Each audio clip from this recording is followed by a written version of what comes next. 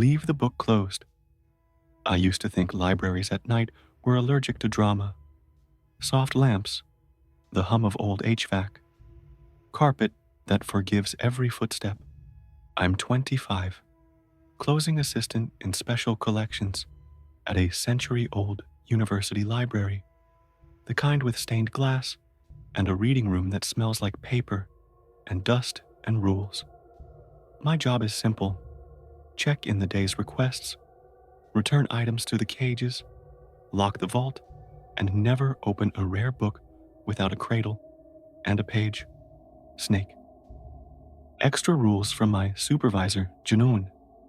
Never pull an item without a call slip. Don't answer whispers in the stacks. And do not go into aisle C after midnight. She laughed when she said we even have a midnight. The laugh didn't stick.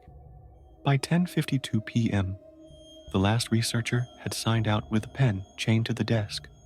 The brass clock under the dome was practicing patience, and the receipt printer, used for pull slips and visitor badges, chattered a strip I didn't request. No call number, no patron. Just, do not open the book. Along the edge in ghost gray, not matching any hour I live by. 3:13 am. The dome clock insisted on 10:53. I stuck the strip to the monitor because paper makes superstition behave. The first odd thing was polite. 2 taps. On the glass of the reading room exhibit case. Measured, not expansion, not a chair settling.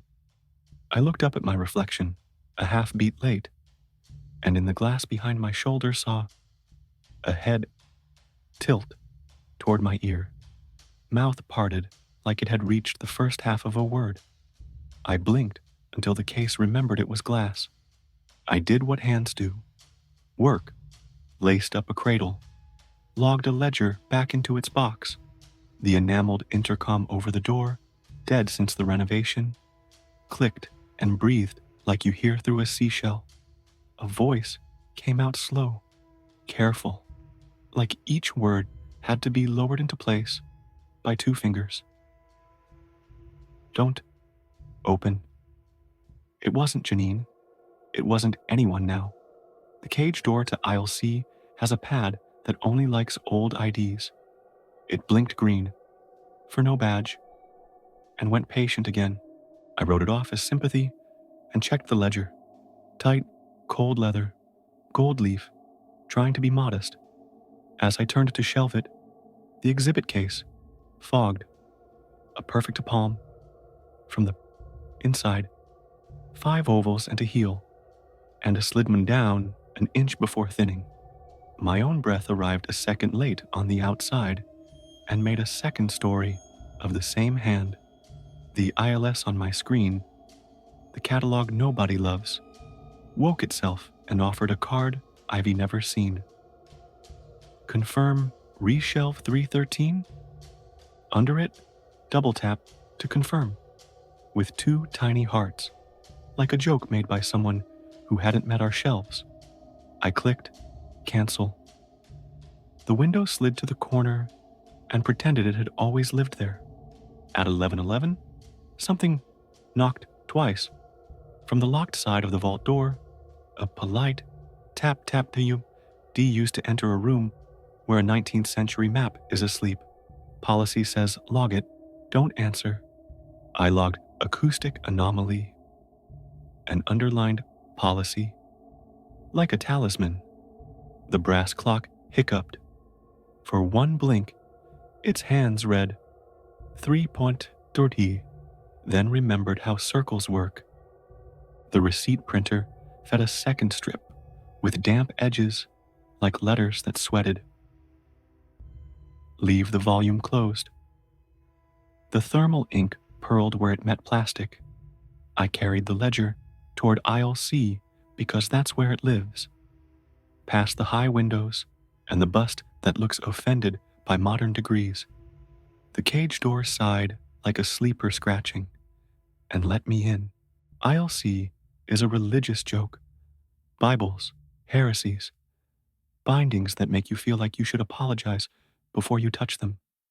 The fluorescent over the aisle aligned its hum with the rest of the building. HVACs, the elevator's far-off complaint, the exit sign transformer, until the whole room breathed one note for 4 slow beats. In that held chord, a box on the top shelf shivered against its label and settled. Something port tapped twice in the case at the end of the aisle, measured, answering itself from a shelf's width away.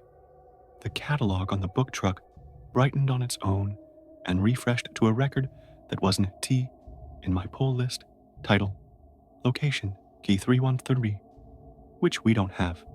We jump from 312 to 314, like the building learned numbers from hotels. The inspection window in the vault door is wired glass. Rule 1, Janine says, don't put your eye to anything that can put its eye back. I didn't. I leaned close enough to see a handprint bloom in fog. On the inside, 5 ovals and a heel. Slide hop, a patient inch, and thin like breath that remembers manners. My phone vibrated in the drawer where I shouldn't keep it. A text from unknown Hadr said, confirm retrieval at 3:13. The little hearts pulsed. The tiny map put the dot inside us the reading room, then behind the vault door. Then I turned the phone off. It stayed bright long enough to flip to 3:13 and back like a muscle twitching glass. At 11:37, a whisper came from SLC. Not language, just the throat sound of pages breathing together. The intercom repeated itself, a little closer, as if the speaker had taken a step. Leave it closed. The ledger in my hands felt colder under the leather, like it had opinions. The small reading light over table 4 brightened, dimmed, brightened, like a person trying to start a sentence. In its circle on the felt, a call slip I hadn't written sat with careful penmanship I recognized from donor files 30 years old. Requested item, room 313 Bible, Geneva. Our accession ledger has a rumor about that volume. Deaccessioned, misplaced. Never here, always here. I did the brave thing you do when you aren't. Wrote things down. Quiet night. I put at the top of the log, because forms like that phrase. The ink looked wet after it dried. Something knocked twice. From within the ledger's pages. Not loud, like a fingernail on board under leather. I set it in the cradle and put both hands on the cover. Through the leather, a second set of palms. Matched pressure. Gentle. An agreement made through material. At 11:49, the big clock decided to be theatrical. The minute hand stuttered its way through. 3:13. While the hour hand pretended not to see, the receipt printer breathed and offered a third strip. Do not acknowledge whispers. The edge bead of thermal ink smeared under my thumb like a bruise. The cage door to aisle C clicked and thought about unlatching. I set my shoulder to it and felt pressure. Answer from the other side, not hard, just a hand through steel, agreeing we'd both exist. The intercom took a larger breath and offered, kindly, like a bedtime rule, don't go down. There is no down in ALC, unless you count the gated stair to the understacks we sealed in the renovation. I went to the stairs because brains punish bodies. The gate was padlocked, chain cool as coins. In the gloom beyond, 2 taps answered the metal, measured. The catalog on my screen, back in the reading room, refreshed to key 313. Again, then blinked to when I looked straight at it. At 12:06, the elevator did the wrong chime and stopped at special collections without being called. Its doors parted a 1/4 inch and waited like a person holding a thought. In the reflection on the brushed steel, a head leaned toward my left ear, mouth parted on the first half of don't. When I blinked, it was just my hair being disloyal. The call slip printer coughed a fresh ticket into the tray, edges damp. Leave the Bible. No call number, no hand. The handwriting looked like the old donor file again, ink that ghosts want adopted. I put the slip under the paperweight, carved like a pear, because fruit keeps paper from flying away. The ledger in the cradle shifted a hair under its own rules.